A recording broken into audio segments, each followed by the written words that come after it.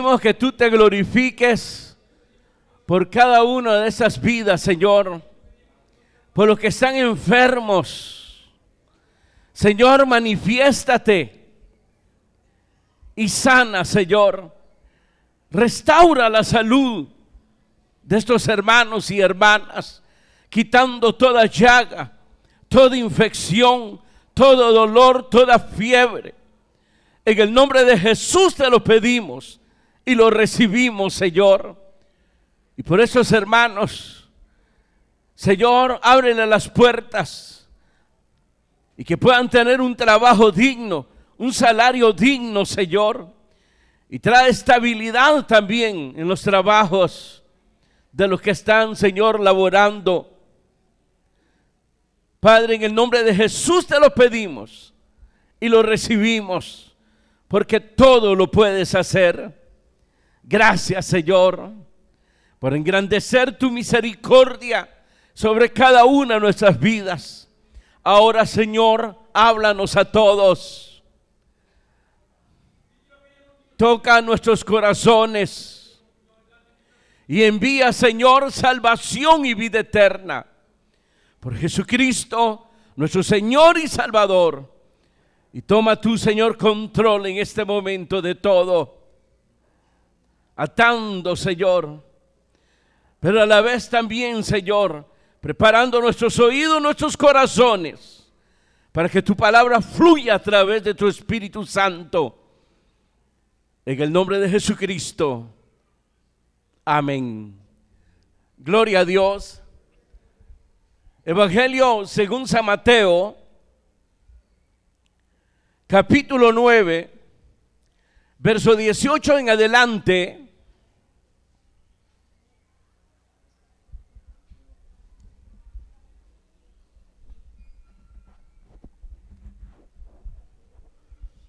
Evangelio según San Mateo, capítulo 9, verso 18, dice la palabra del Señor: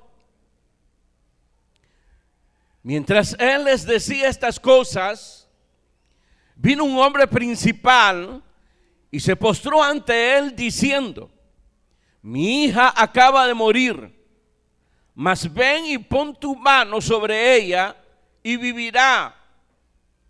Y se levantó Jesús y le siguió con sus discípulos.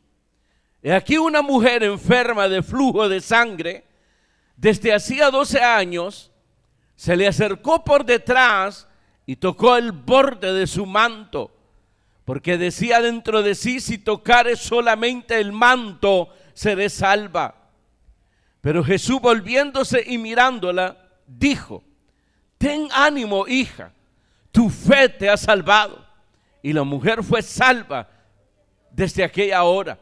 Al entrar Jesús en la casa del principal, viendo a los que tocaban flautas y la gente que hacía alboroto, les dijo: apartaos, porque la niña no está muerta, sino duerme. Y se burlaban de él. Pero cuando la gente había sido echada afuera, entró y tomó de la mano a la niña, y ella se levantó. Y se difundió la fama de esto por toda aquella tierra. Amén. Gloria a Dios. Eso es lo que leemos en la palabra de Dios, las verdades de Dios, el poder de Dios. Pueden tomar sus asientos.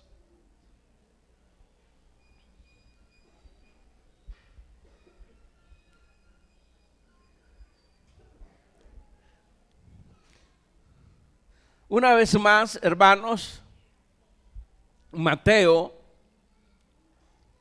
por decirlo así, va al grano de su narración.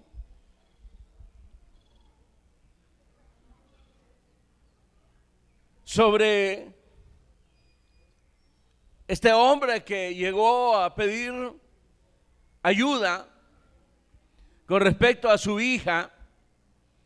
Y luego, hermanos, la mujer que dice aquí, pues, que tenía flujo de sangre.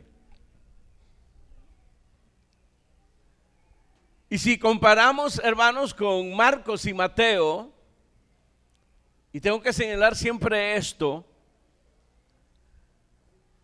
Mateo no da muchos detalles, como lo da precisamente Marcos y Lucas.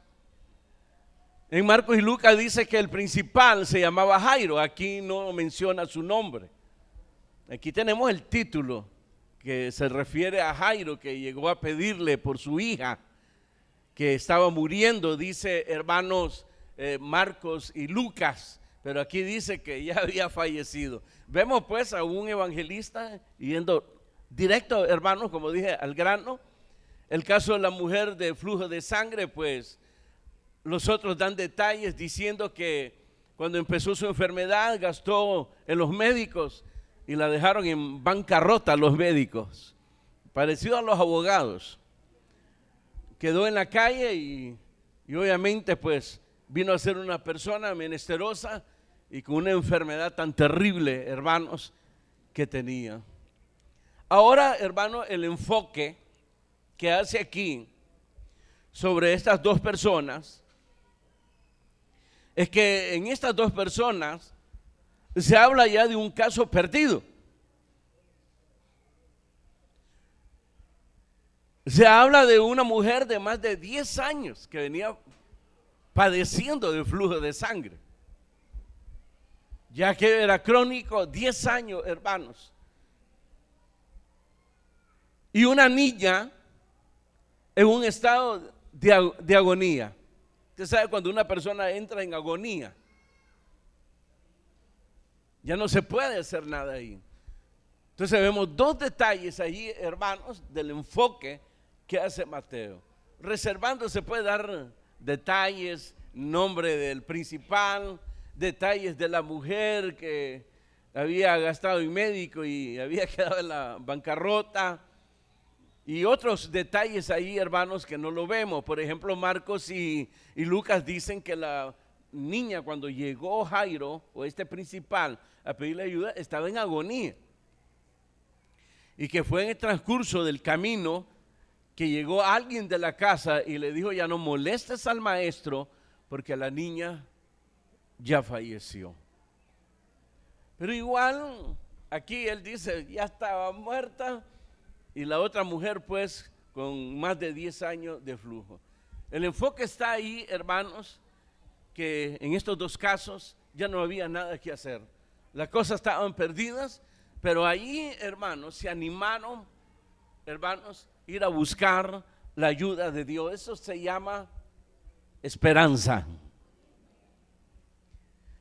Esperanza en Jesús aún cuando todo parezca que está perdido. Amén.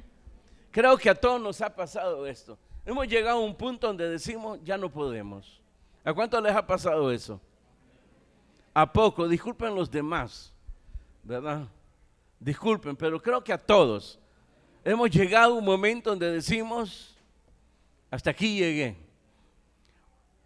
O decimos de otro, este ya no tiene remedio, está acabado, ya se terminó, no se le va a levantar, no se levanta. En el hombre se pueden perder todas las esperanzas, pero podemos encontrar en Jesús esa esperanza viva, por la cual Él fue conocido en el Antiguo Testamento como la esperanza de gloria. Pablo lo dice a una de las iglesias: Cristo, la esperanza de gloria, dice. No hemos de perder, hermanos, esa confianza en Dios. Y no importa lo que esté sucediendo, y no importa que todo aparentemente, hermanos, se acabó, debemos de mantener firme nuestra fe en la verdad de Dios y en las promesas de Dios, las cuales, dice la Escritura, son fieles. Así que este es el cuadro, hermanos, que nos está presentando aquí. Esto es importante señalar, hermanos, para que usted, cuando alguien le diga: mira, hay contradicción, aquí dice Mateo que la niña murió, aquí dice que está en agonía. Lo que hace Mateo no es contradecir a los demás, ni los demás contradecir a Mateo, sino que lo que se deja, lo que se quiere, hermanos, precisamente anunciar lo que se quiere dar, lo que quiere que los hombres, hermanos, conozcan de Dios. Que eso es lo importante. Dos personas cuya esperanza, hermanos, solamente estaba ya en la persona de nuestro Señor Jesucristo. A eso es lo que se le llamó con Abraham esperanza contra esperanza. Donde no había ya esperanza, ahí había esperanza en Dios. En el caso de Abraham era, hermanos, que Sara, su esposa, era estéril. Y que podían haber tenido esperanza cuando estaban jóvenes. Pero llegó la vejez a los dos. Entonces aquella esperanza se alejó de ellos en el sentido humano. Pero confiaron en la promesa de Dios. Y Dios les dio ese hijo, la cual vino a ser parte, hermanos, de lo que es la promesa mesiánica. Es decir, sobre la venida a esta tierra del Mesías, nuestro Señor Jesucristo. Así que aquellos que han perdido la esperanza, todavía hay en el Señor Jesucristo. Eso es lo que se está proclamando aquí. Acuérdense de esto, Mateo, su audiencia eran judíos. Y va a ellos directamente, hermanos, a dar ese enfoque. Y por eso pone aquí por eso no da el nombre de Jairo. Aquí, hermano, lo que hace es narrar que hubo un principal de la sinagoga, ¿verdad? Y obvia el nombre. Y lo hace porque su audiencia eran precisamente los judíos. Amén. Respeto, prudencia, lo que usted quiera ponerle ahí. Menos miedo. Porque no se trataba, hermanos, de ejecutar, no se trataba, hermanos, de bendecir y maldecir al otro, sino que se trataba precisamente siempre de salvar, cuya salvación está en nuestro Señor Jesucristo. Así que vamos a entrar aquí a los detalles. Dice el verso 18: mientras Jesús les decía estas cosas, vino un hombre principal y se postró ante él diciendo: mi hija acaba de morir, mas ven y pon tu mano sobre ella y vivirá. Y se levantó Jesús y le siguió con sus discípulos. Verso 23: al entrar Jesús en la casa del principal, viendo a los que tocaban flauta y la gente que hacía alboroto, les dijo: apartaos, porque la niña no está muerta, sino duerme. Y se burlaban de él. Pero cuando la gente había sido echada fuera, entró y tomó de la mano a la niña y ella se levantó. Amén.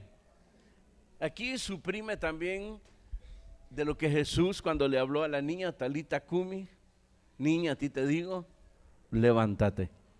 ¿Verdad? No da mucho detalle, sino que aquí el asunto era, hermanos, que un hombre principal que al principio había puesto, como nosotros, nuestra confianza en la medicina. Digo como nosotros, ¿usted confía en la medicina? Bueno, ¿y en qué Judas confían ustedes? ¿Ah? Nunca han ido donde el doctor, nunca se han traído una pastilla. Este hombre había confiado, no puedo decir la ciencia no estaba avanzada ahí, pero sí confiaba en los médicos, en la medicina. Sin embargo, fue empeorando a la niña hasta llegar al punto de llegar a entrar en agonía.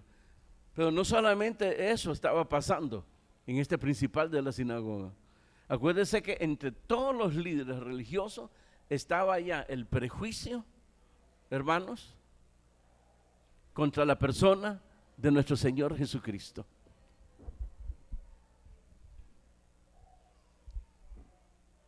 Ahí es donde se evidencia la fe de este hombre. La fe de este hombre de ver completamente que el caso de su hija estaba perdido. Se lo confirmaron más adelante, tu hija acaba de fallecer. Pero además de eso, su perjuicio. ¿Para dónde agarraba este hombre? Para llegar ante Jesús, tenía que alejar ese perjuicio de su corazón. Fíjense que esto es una de las pruebas, hermanos, de que los líderes religiosos, hermanos, si bien se llenaron de perjuicio y lo condenaron al fin a muerte y todo, pero ellos tenían evidencia suficiente de que realmente Jesús era el Mesías. El problema es, como le puede pasar a usted, el afán de la vida, las falsas riquezas. Falsa riqueza porque dan falsa esperanza. Otros, su popularidad. Otros, hermanos, la ambición. Factores, hermanos, que alejan a las personas de Jesús, de Dios. No sé en cuál usted entra ahí. Pero aún hasta estos tiempos hay personas que saben, hermanos, que necesitan del Señor Jesucristo, que sienten la necesidad de acercarse a Él, pero su maldad, su pecado no les permite acercarse. Ellos mismos han levantado ese muro. Tienen graves perjuicios. A mí me gusta eso. Lo que no me gusta es los principios.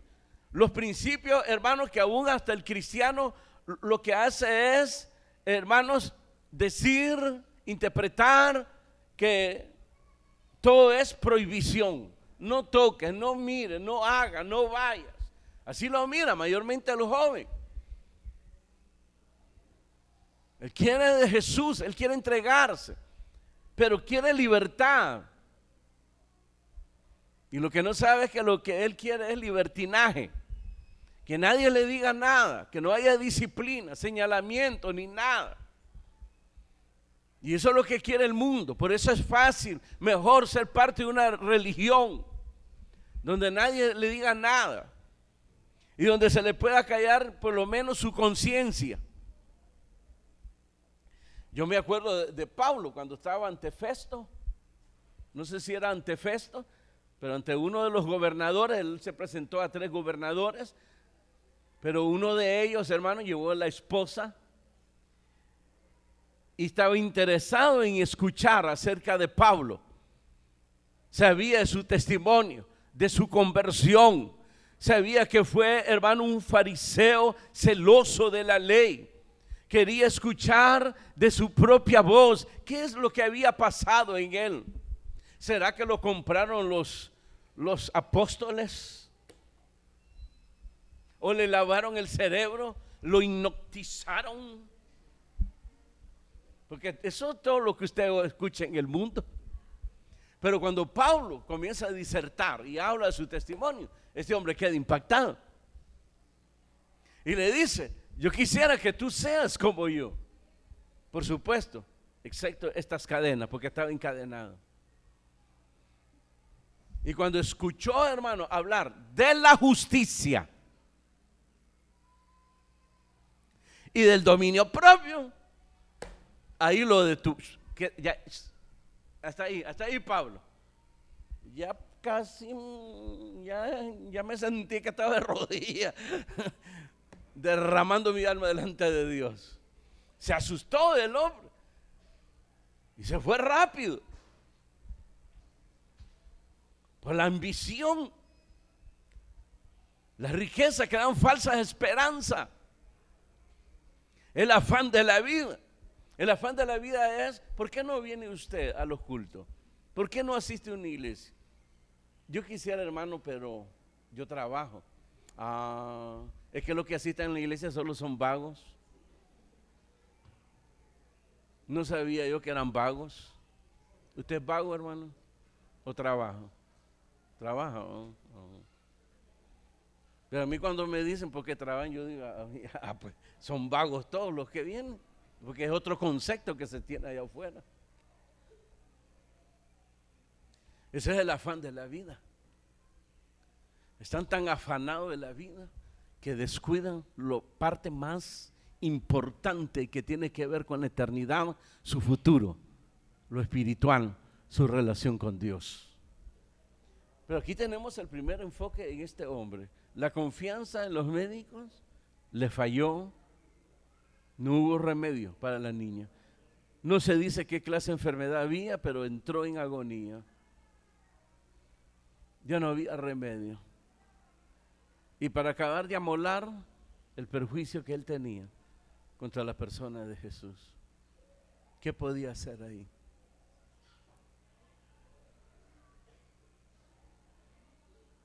El paso que dio este hombre, bien importante,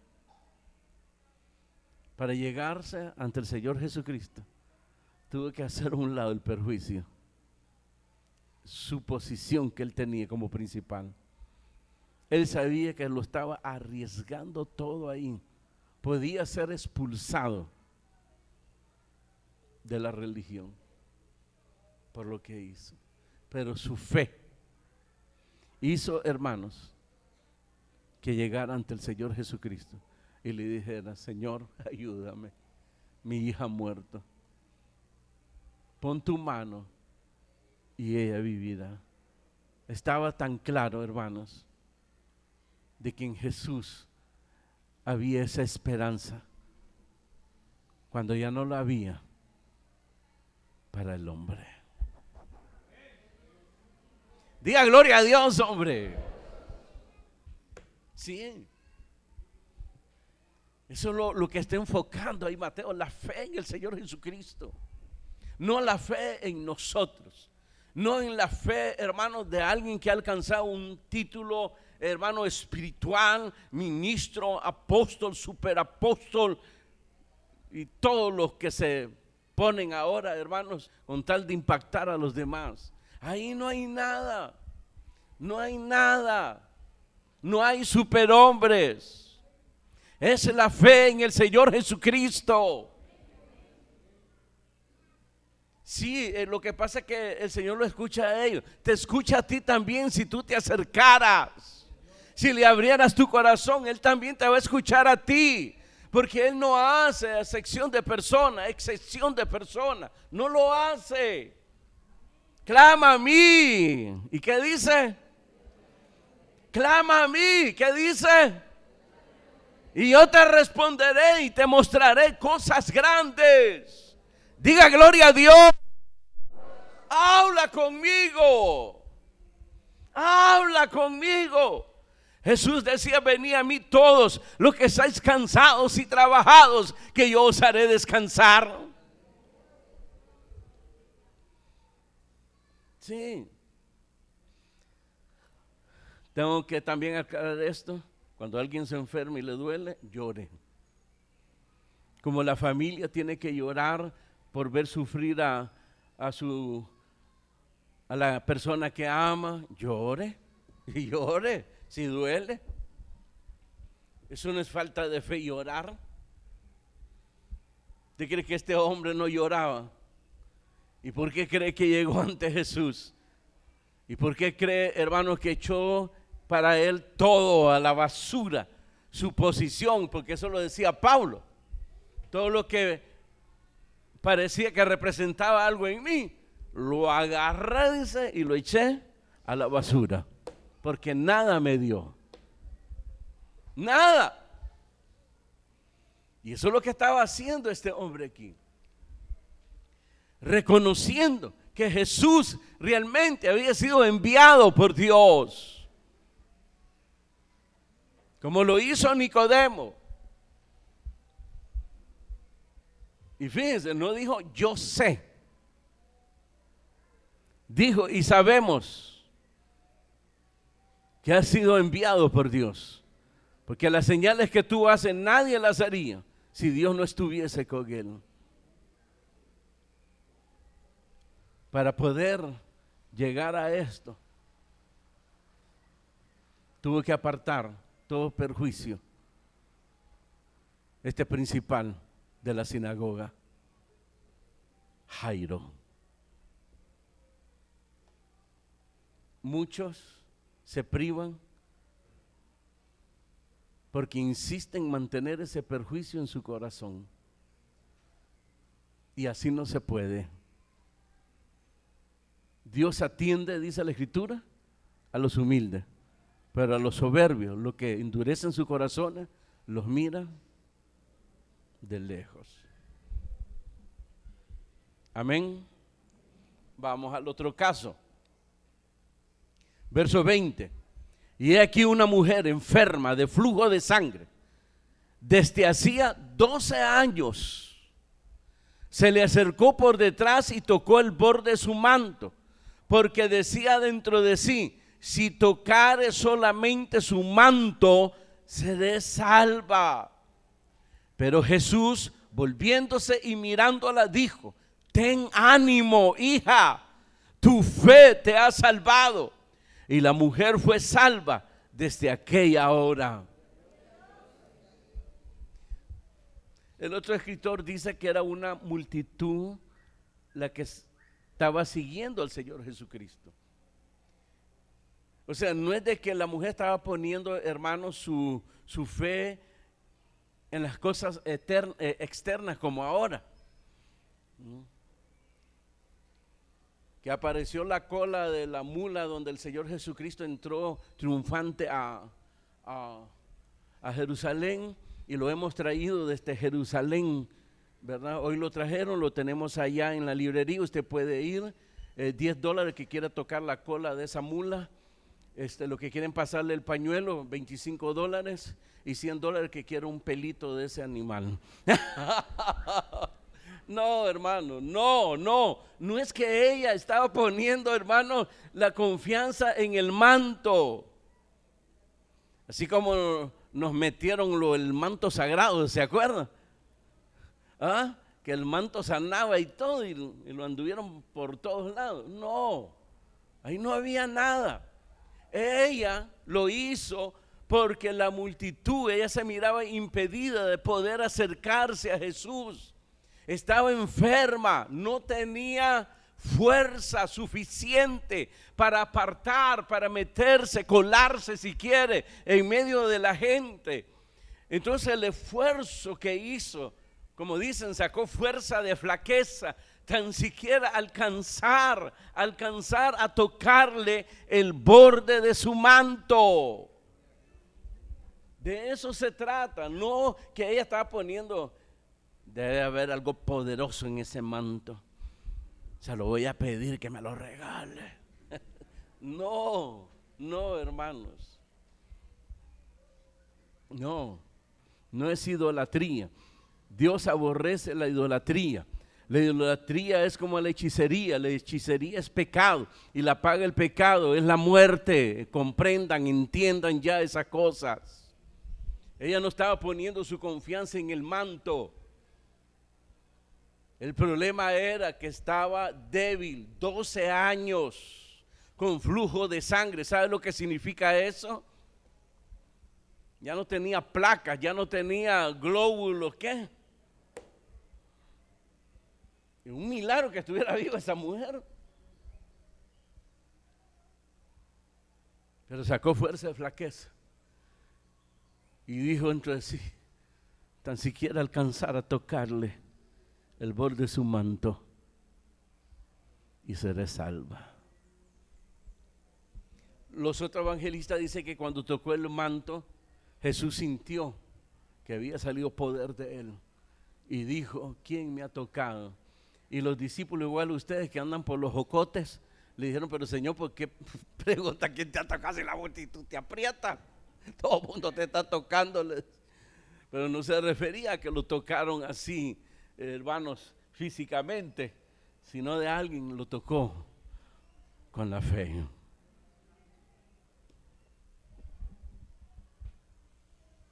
Con la fe.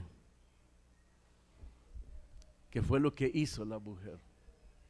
Su fe, por eso le dijo: ten ánimo, hija, tu fe te ha salvado. Sí. Tu fe. Era una mujer poderosa en fe. Sí. Era una mujer especial, era de otro mundo esa mujer. No. Jesucristo dijo, si tuvieras fe como el grano de una mostaza, y le dijeras a este monte, arráncate y échate en la mar, te será hecho. Olvídese poner los ojos en los hombres. Los ojos tienen que estar puestos en el autor de la vida, nuestro Señor Jesucristo. Ella confió en Jesús, igual que Jairo. Entonces ella se acercó, fuerza de flaqueza, no le importó si iba a quedar ahí, hermano, muerta. Pero era la oportunidad, como usted hoy tiene la oportunidad de venir a los pies de Cristo. Lo tuvo esta mujer, aprovechar esa oportunidad. La única oportunidad de tenerlo cerca, de pedirle ayuda. Entonces se esforzó, no le importó si se iba a desplomar ahí y caer muerta. Era la oportunidad de decirle ayúdame. Y al ver que no tenía ese acceso, entonces hizo el esfuerzo, tan siquiera tocar el borde de su manto.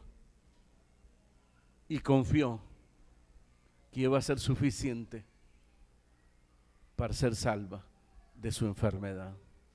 Y Jesús no solamente le dio la salvación de su enfermedad,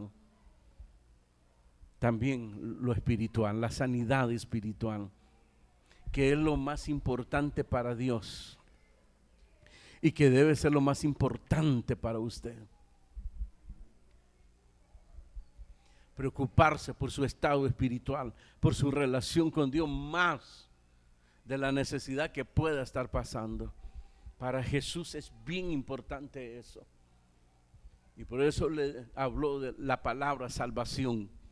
Él bien le hubiese dicho, por tu fe has sido sanada. Tu fe te sanó, hija.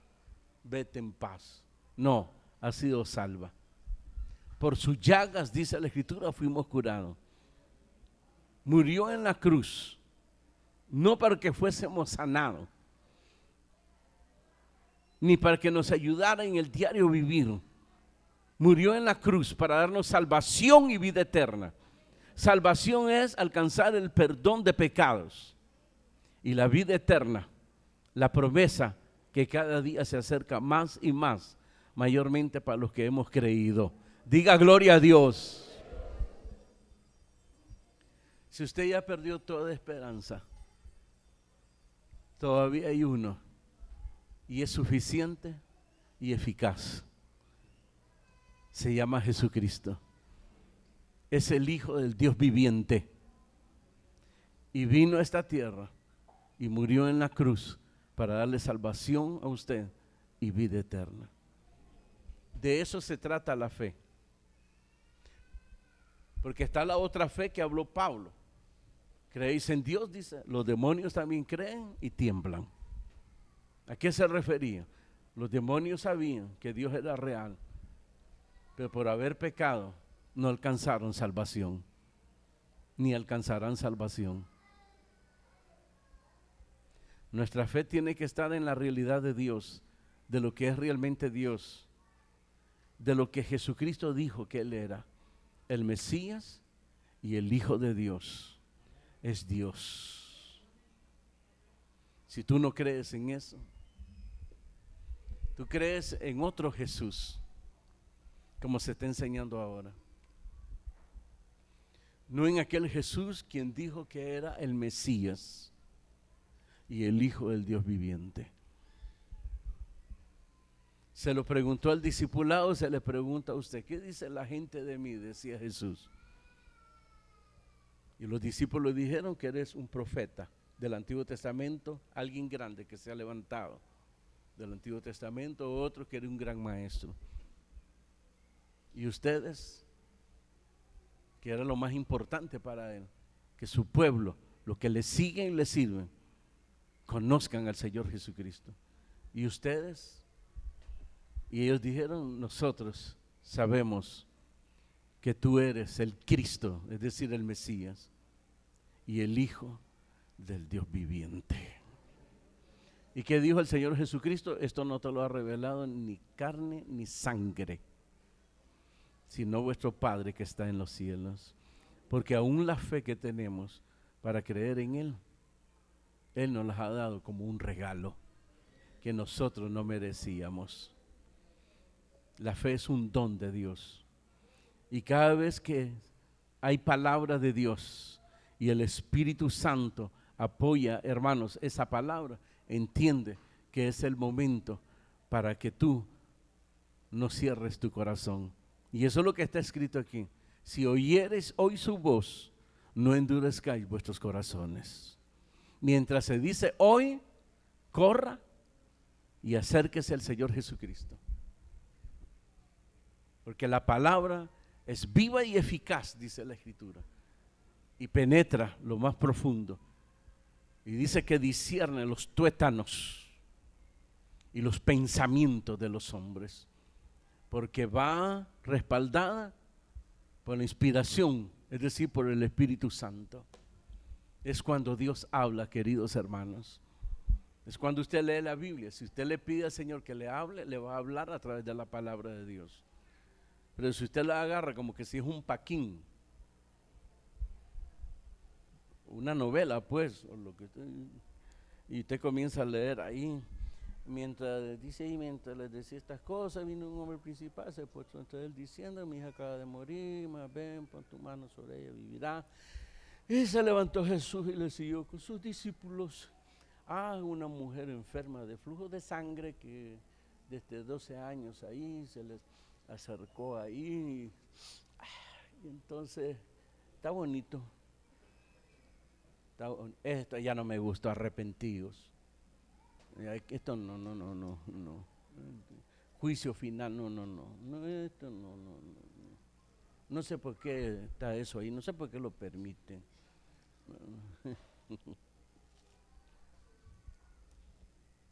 Si solo falta, hermana, que agarren tijera y para estar cortando lo que no les gusta, pero espiritualmente lo hacen.